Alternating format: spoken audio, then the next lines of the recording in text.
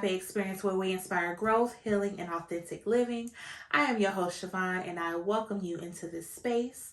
Whether you are a first time viewer or a returning member of the Love Tribe, I thank you and I welcome you. And I can't wait to get into this series. This has been a long time coming. But first, let me acknowledge and give an update of where I've been for the last 7-8 months. It was not planned, it was not intentional.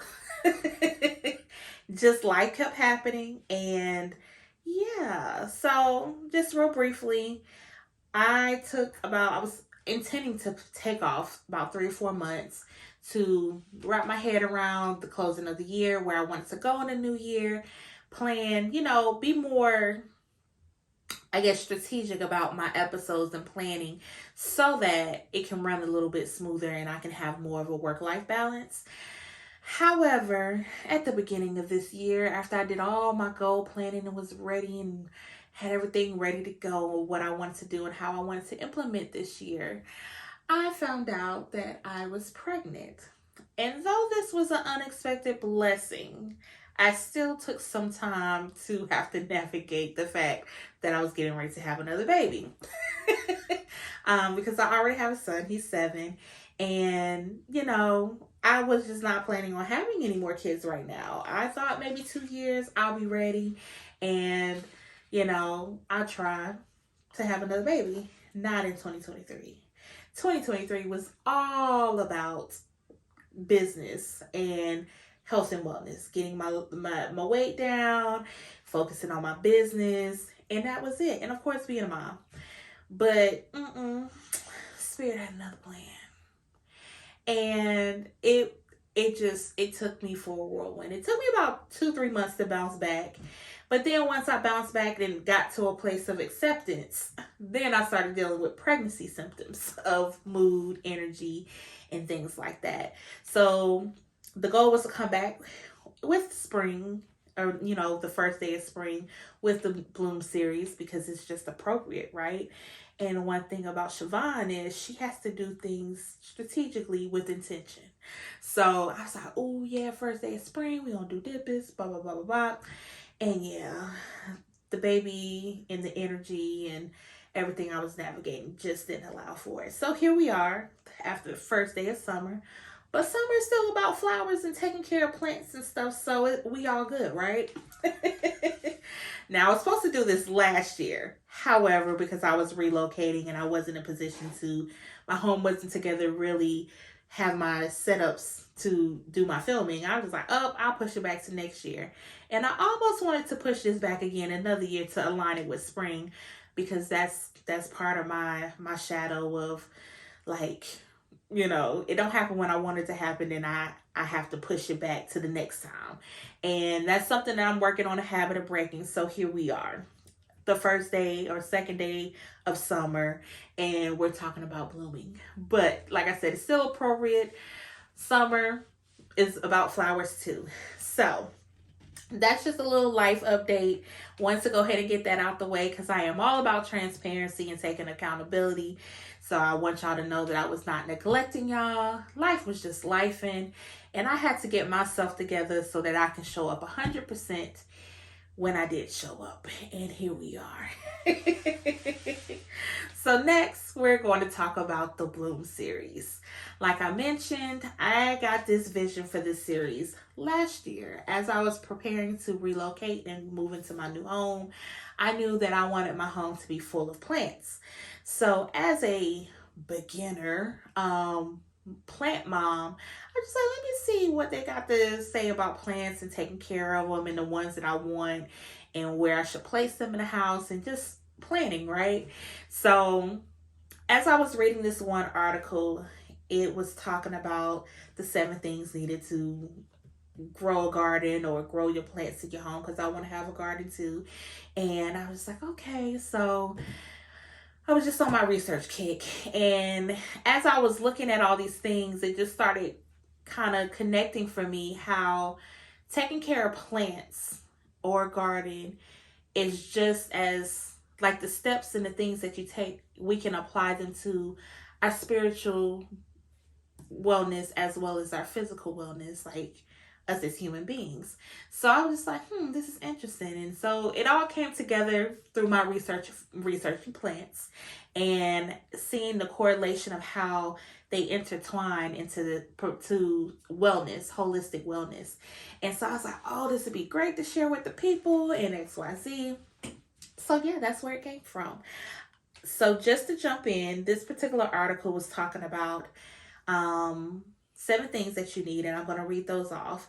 Soil, which has to be nutrient rich, sun, water, fertilizer, remove weeds, nurse the roots, and patience. And so over the next 7 to 8 weeks, we will be seeing how we can apply what it takes to grow plants and how we can apply them to our personal development journey, our spiritual journey, things like that for our own wellness, tapping into the wellness wheel. So for the soil being nutrient rich, I look at that as spiritual wellness, which is essentially our foundation. And then because we're spiritual beings first, right? And then you have sun and light, which I looked at that as the importance of the company and you keep in the environments you are in or around, what you listen to, etc. Essentially energy. Then I have water, and I looked at water more from an astrological aspect when it comes to the water signs are about emotion, right? So I equated water to our emotional wellness, which is taking care of our emotions as well as our physical body, because the body is made up of 70 to 80% water. So I was like, okay, we're gonna put those two together because I feel like water, it's important because essentially it hydrates us, right? And when you think about hydration, it's like so that your body can perform at its optimum level and your organs can do what it's supposed to do. And so, and then from a emotional side, then it's also when you have trapped emotions, they can affect your body. So I was like, yep, we're gonna go with the physical side of things as well as emotional side. And then for the fertilizer, I looked at this as things that help you grow, right? Because fertilizer is food for the plants. And so what we need to help us grow is personal development and accountability. And then removing of the weeds, I look at this as releasing anything, people, places, things, mindsets, traumas that don't serve us where we're going, what we're trying to create. We have to be open to release those things so that we can make room to receive what it is we're asking for, right? And then nursing the roots, I look at this as the mental aspect of wellness mindset, because when whatever you marinate on in your headspace, it's it does affect how you see the world, how you relate to other people, how you perceive what's happening to you. Mindset is everything. So we have that as conditioning, or I have that as conditioning. And then the last one is patience, which is trusting the process. And I look at this as flow. And as I say that, it's coming to me how life is going to throw you curveballs, right? Things are going to happen. You can have a plan, and God's plan is going to prevail. Divine will is going to prevail. And it's up to us to be in flow, as Bruce Lee, be like water, and be able to accept things that come and trust that they are happening for a reason.